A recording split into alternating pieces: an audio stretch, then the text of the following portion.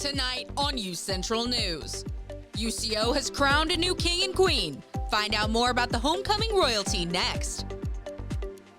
It's a foggy, dreary day here in Oklahoma. Elijah DePona will let you know if that's going to continue. An artist just announced that she's taking a break from performing and is unsure if she'll return. Chelsea Rios will have your social media update. And the Broncos suffered a devastating loss on Saturday against Northeastern State. Phil Rodriguez will break down the game later in sports. All that and more happening right now on UCentral News. Live from Central Oklahoma, this is UCentral News.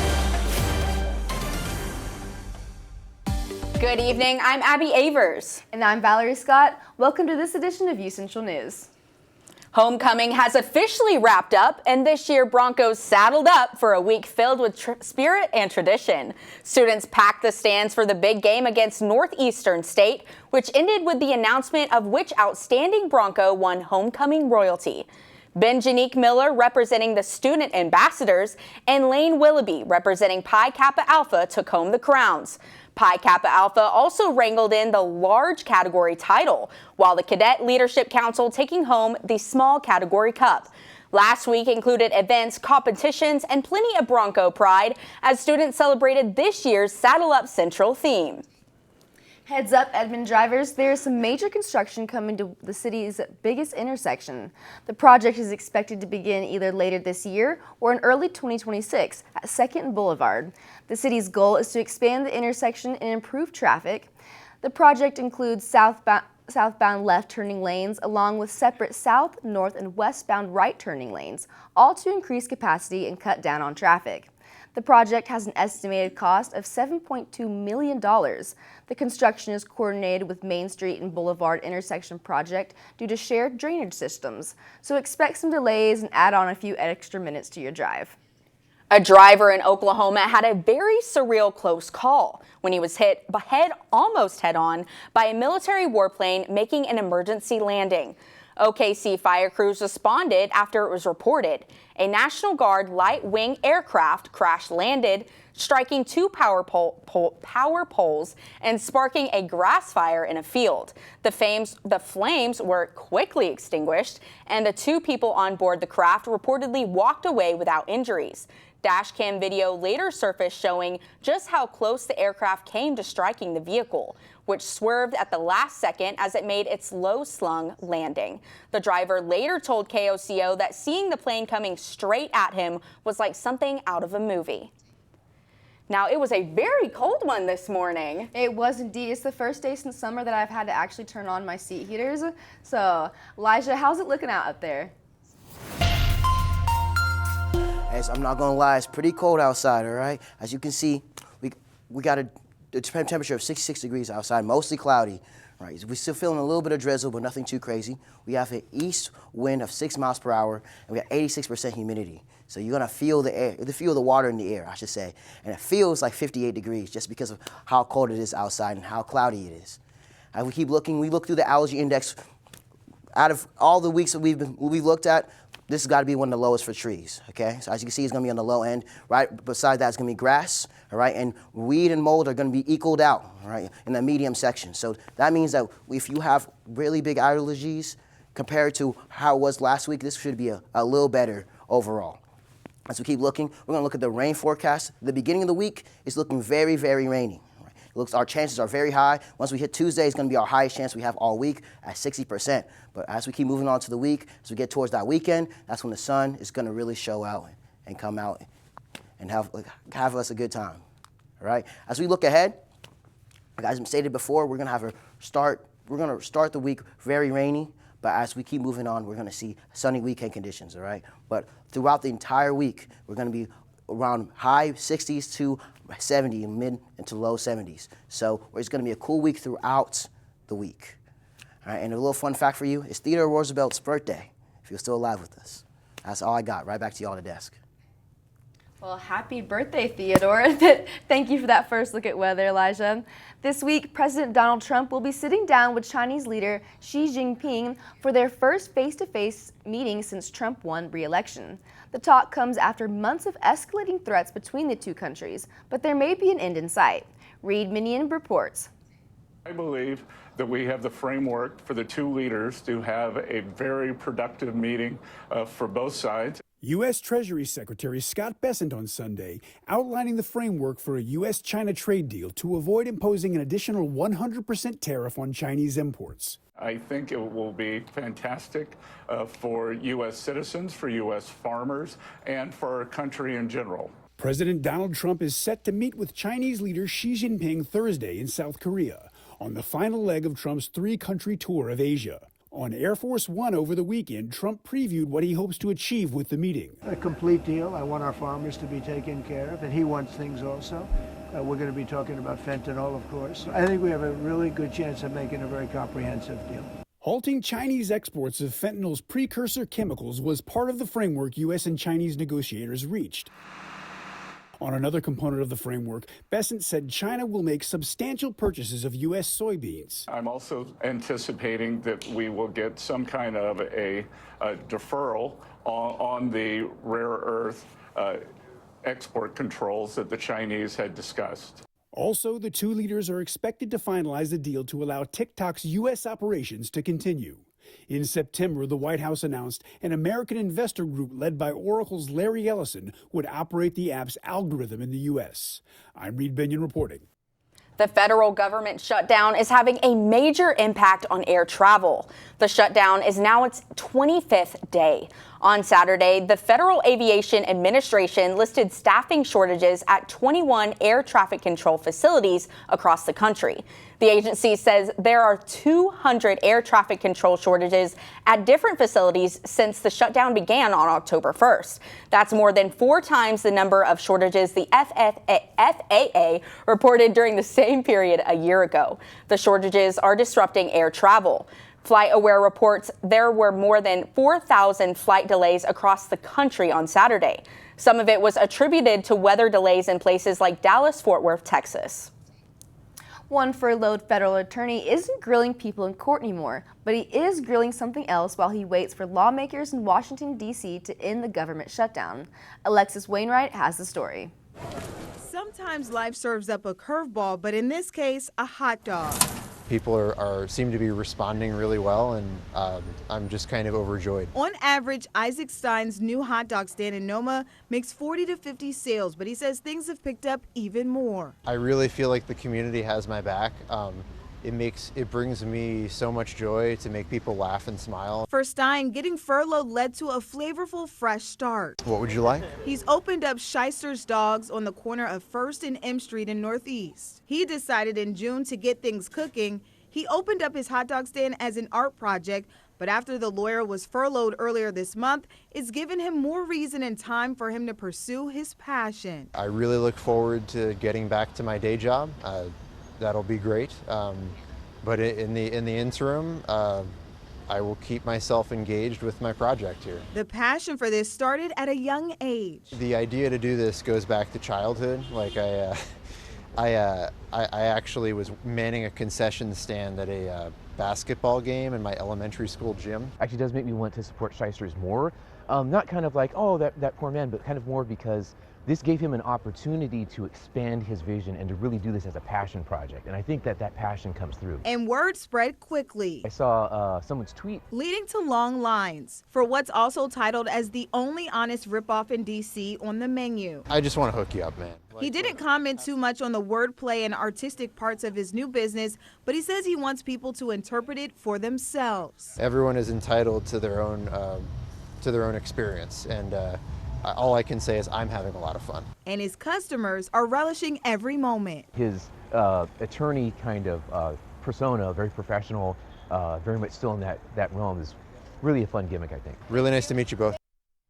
As of Monday, the government shutdown has hit 27 days. That's the second longest stretch in history. Well, like we said earlier, it was a very cold morning out today. I'm hoping that's going to stick around. Cold and wet. I know I had to bust out my raincoat. I'm wondering if I'll be needing it tomorrow. Elijah will have your full look at weather after the break. The University of Central Oklahoma grows and thrives. We move to meet our students where they are and get them where they want to go. Over time, thousands of students have made the move to UCO. They come to pursue their passions and find their calling, to improve their lives, families, and communities. UCO moves and motivates students in and out of the classroom. Here, potential takes flight. Our students' curiosity ignites a spark that fuels transformation. Oklahoma's Metropolitan University, the university that hasn't stopped moving since 1890. In fact, we are gaining momentum. This is where movement is. This is the University of Central Oklahoma.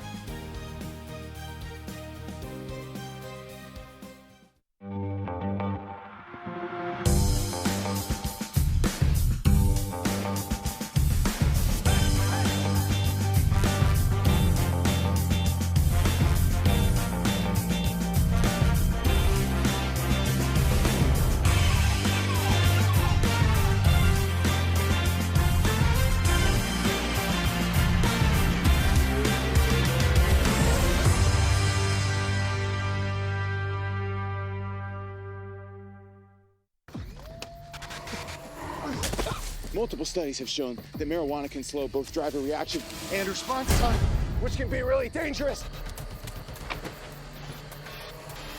He's here. He's here. Wait. What? I can't drive. Why? I'm high. Oh.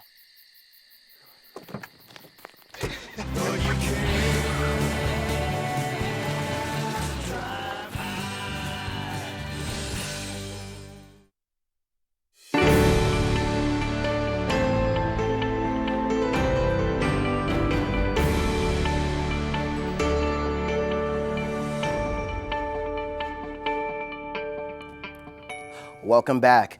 Now, one thing I want to let y'all know about is around the world, we're dealing with a really big hurricane, Hurricane Melissa, as y'all can see. It's threatening Jamaica, Cuba, and the Bahamas. It's supposed to touch down in Jamaica around Tuesday, but as you can see right down here, it's moving very, very, very slowly, all right, in a snail's pace. Right? This is going to be one of the strongest hurricanes we've seen in the Atlantic in a long time, and it was approaching Jamaica with top sustained winds of 160 miles per hour. That's enough to rip apart a house, a car, definitely a person. So we want to make sure that people stay safe and stay ready. Right? As we keep looking, though, through our current conditions, we're going to be outside 66 degrees, all right, with the clouds all over, giving us a cool wind chill, all right, but we also got a east wind of 6 miles per hour. The humidity, 86% outside, feels like 58. As we keep going, look through the current conditions, all right, here in OKC, at 62, but if we keep moving down to the state, we're going to realize that Altus and Lawton is going to be around 71. If we move upper in the state, we're going to see mid 60s to high 60s. All right, as we look through tonight, we're going to see that we're going to come down to about 54 degrees. We're going to be cloudy showers, so the rain is going to come in tonight and tomorrow. Right, we're going to have a southeast wind of 7 miles per hour with a 93% chance of humidity because it's going to rain. Right, we have a 40% chance of rain, though. As you look through tonight, we're going to be at 54. If we look above on the top part of the state, we're going to be around 50s and 55, 57, 52. But if you look in the panhandle, we're seeing a complete outlier with 39 all the way up there in the panhandle. And if we look a little bit lower, we're going to see Altus and Lawton at 53 and 57 respectfully.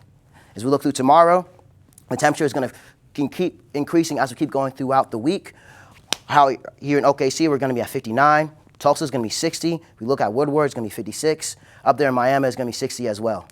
Right? If we look ahead, we're going to have a rainy start of the week. But as the week keeps going, you guys are going to be able to put some of those raincoats away. You're going to be able to pull out not some shorts, but maybe some sweatpants, things of that nature. We're going to have sunny weekend conditions. The sun's really going to peak out throughout the clouds once we get to Friday, Saturday, and Sunday. But it's going to be cool throughout the week, right, with one of the highest temperatures being 70. And a little fun fact, the Federalist Papers were published, well, were being published today onwards. Right back to y'all at the desk, though. Okay. Coming up, what singer is finally coming out with his solo debut single? And what are the box office results this weekend? Chelsea Rios will have more of your social media update after the break.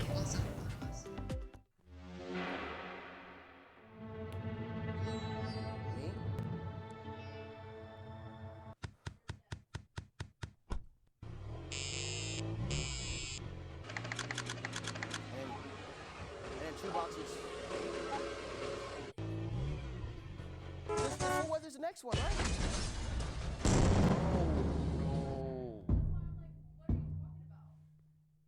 Oh, I thought it was. It's time to explore, to come out and play. Our city is waiting, so what do you say? Whether daytime or nighttime, the right time is now. Finding those moments to make you go wow. Amazing new places to fit every mood. Shopping and dining. Did we mention the food? There are green parks and ballparks and water parks too. Museums, attractions, and also a zoo. The modern frontier is the friendliest place. Now is the time for your dreams to be chased.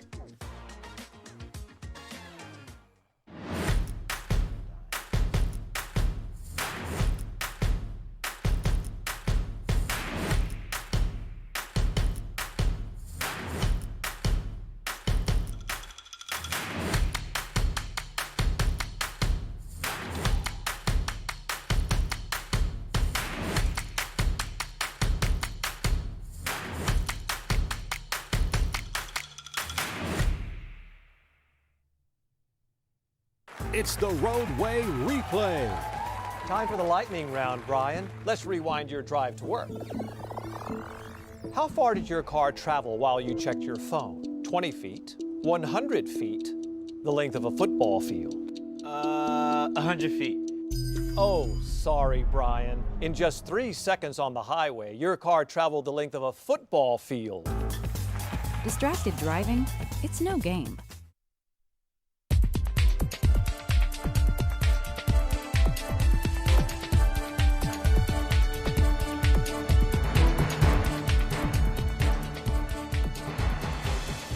Hello Broncos, I'm Chelsea Rios and this is your social media update. Nelly Furtado just announced that she is taking a break from performing. The 46-year-old singer posted to social media that she will stop continuing performing live, and it is unclear whether she would ever continue again. She said she has plans to pursue other creative outlets, but did not reveal what those plans are. Nelly went on tour last summer and released her 7th studio album last year.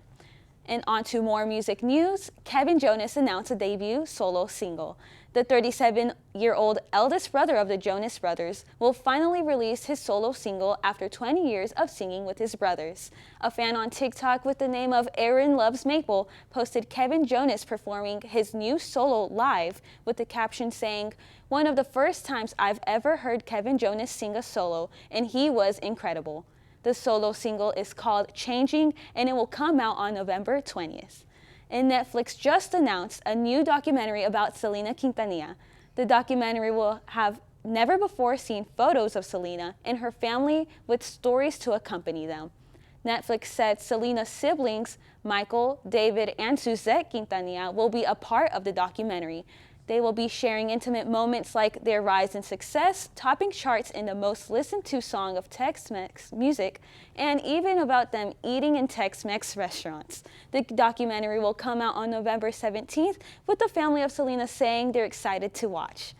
And on to movie business news. Movie theaters has had a lot of new movies come out this past weekend. Starting with just top 5 movies in the box office is Tron Ares. Tron Ares fell 3 spots down onto 5th place with ticket sales of $4.9 million due to more new movies coming out after its release. And Springsteen Deliver Me Nowhere debuted in 4th place with $9.1 million. It's a movie focusing on the making of the 1982 album Nebraska. And Colleen Hoover's Regretting You opened in 3rd place with $12.9 million in the box office. It is a movie adaptation about regretting you.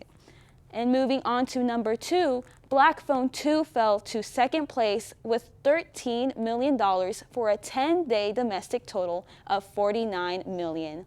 And the movie that took first place in the box office is the anime movie Chainsaw Man, the movie Raise Arc. It debuted with just $17.3 million. And today marked the 25th anniversary of the PlayStation 2.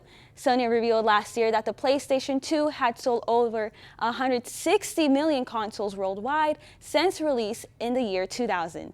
Iconic games were also launched with the release of the PlayStation 2. Games like Midnight Club and Time Splitters emphasized the release even more. The year following the release of the PlayStation 2, games like Grand Theft Auto 3, Final Fantasy X, and Silent Hill 2 released, just to name a few.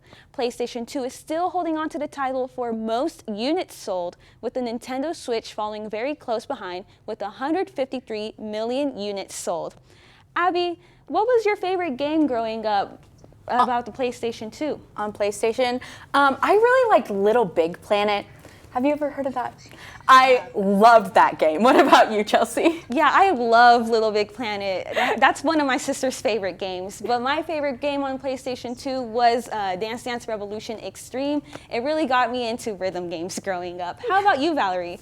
Well, of course, growing up with brothers, being the only sister, I spent a lot of time playing Grand Theft Auto. Couple of arguments there, but mainly lots of good memories on the PlayStation. Coming up, thank you for that social media update, Chelsea. Coming up, how did the Broncos do during the big homecoming football matchup? And what the heck is a sports equinox? Phil Rodriguez has your details in sports coming up next. Rugged, rough, built for the road ahead. Sometimes I feel like a shell of a man. Commercials are fake. What you're feeling isn't. Call or text 988, Oklahoma's mental health lifeline.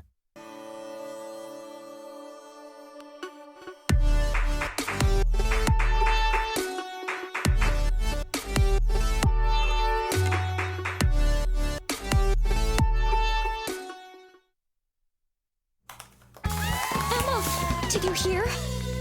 Todd's in the hospital. Who's Todd? He got a collapsed lung from vaping. He thought it was cool. Not cool. Promise you won't vape, Emma. It can lead to a lifelong addiction, and we can't be friends if your lungs collapse. Bogus. Wacky sitcom teens aren't the best people to talk to your kid about vaping. Hey, you got a minute? You are. Start the conversation with your child about vaping today.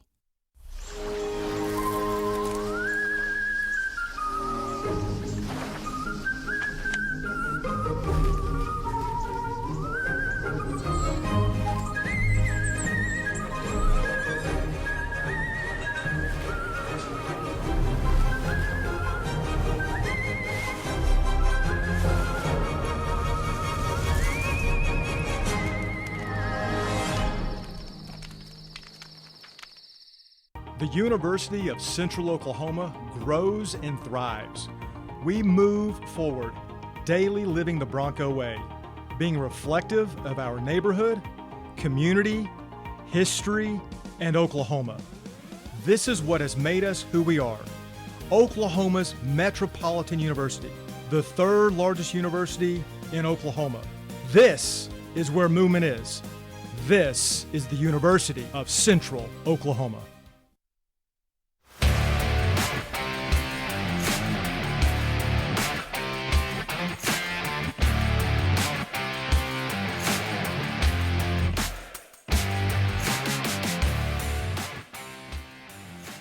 Happy Monday, Broncos. I'm Phil Rodriguez, and I've got your sports report. After a hard-fought effort against a much-improved Northeastern State football team, the Central Oklahoma Broncos fell to the Riverhawks in their homecoming matchup 28-21. The Broncos played well defensively, featuring a strong performance from junior defensive end Darius Hampton, who showed out with a big sack and 2 tackles for loss. Linebackers junior Reese Roller and senior Connor Johnson also combined for 4.5 tackles for loss, doing their best to get into the backfield as the Broncos tried their best to bottle up NSU's shifty sophomore running back Ramon McKinney Jr. But the Riverhawks took a 14-0 lead early in the second quarter after a couple of touchdowns on the ground, and the Broncos tried their best to play catch-up. You can see they kept getting in the backfield, but somehow NSU just kept getting it done on the ground. But tight end Dominique Dunn had a huge game, hurdling over defenders on his way to 4 catches for 72 yards and a touchdown. Dunn scored here in the second quarter with Jet Huff rolling right out of a goal line formation to find the senior in the corner of the end zone. Great catch from Dunn. He's had a few this season. Ashton Schumann did his best to get as much on the stat sheet as possible, catching 12 passes from Jet Huff for 109 yards and a touchdown. That TD came in the third quarter as the Broncos tried to battle back from a 14-point deficit, making it 21-14 Riverhawks, 8 seconds left in the third. Looked like the Broncos had a shot when sophomore running back Dev Matthews took a direct snap, lowered his shoulder, smashed into the end zone from 8 yards out to tie it up at 21.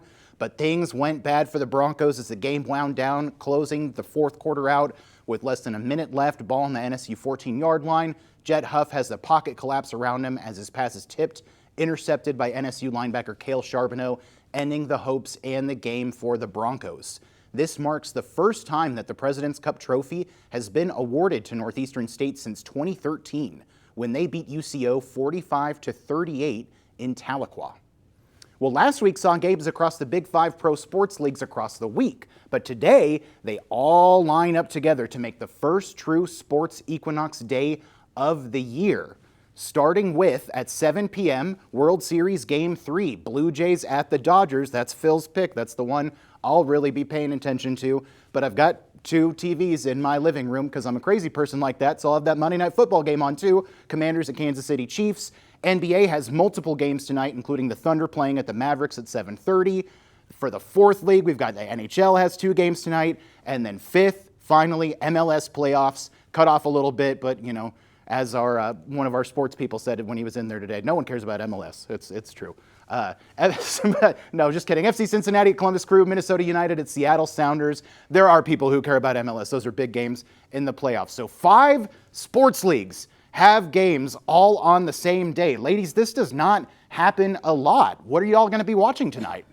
I know I will be tuning in for the World Series, rooting for the Dodgers. Phil, I know you've got several teams that you're going to be watching for. Do you've got a specific one that's just you're really rooting for? I am nervous and excited for my Blue Jays. They're the team that I love right behind my Red Sox. I know it makes no sense, but really hoping the Blue Jays pull out the win tonight. What about you, Abby? You checking anything out tonight? I will definitely be catching the Thunder game.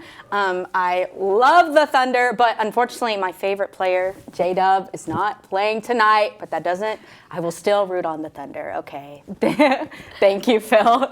Coming up, Halloween is right around the corner, so what are the top costumes for the year? And Elijah DePona will have your last look at weather after the break. I'm an ex-drug dealer, and I'll be your sub today.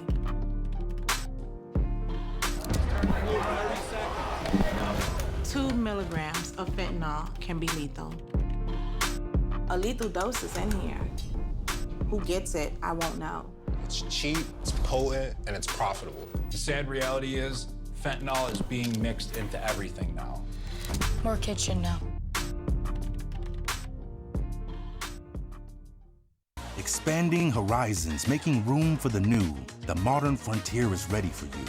There's more to discover, more fun to be found. Our city is rising, just look around.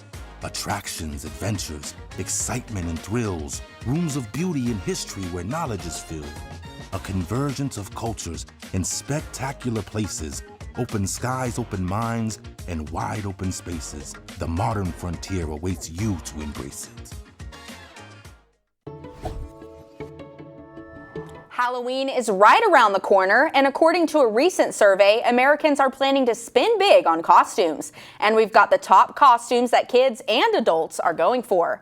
The National Retail Federation's annual consumer survey says $4.3 billion will be spent on costumes, and nearly 3/4 of Americans who plan to celebrate Halloween will dress up. As for what characters you'll see for the holiday, Spider-Man is this popular choice for children. The survey finds 2.3 million will dress up as the comic book hero. Princesses, witches, and ghost costumes are the next popular. The most favored dress-up characters for adults this Halloween are expected to be a witch, vampire, and pirate. Many people are including their pets in the costume fun, with the most popular a pumpkin. Now it's time for that final look at weather. Elijah? All right. Now, as we look through tomorrow, we're going to see that we're going to start at 57 degrees. Where sunrise is going to be at 7:49. As we move on throughout the day, we get to noon, we're going to hit the rain right, at 60 degrees. So get your raincoat, get your jacket, get your hoodie, get whatever you need, and go. All right, and once we go later on to the day, once we go 7, we're gonna be at 40 degrees. And as we look through the 7-day forecast, we're gonna look and we're gonna see that there's gonna be sun throughout the week. All right, but that's pretty much what I got. Nice, right back to y'all at the desk. And unfortunately, that's all the time we have for today. I'm Abby Avers. And I'm Valerie Scott. Thank you for joining us for this edition of UCentral News.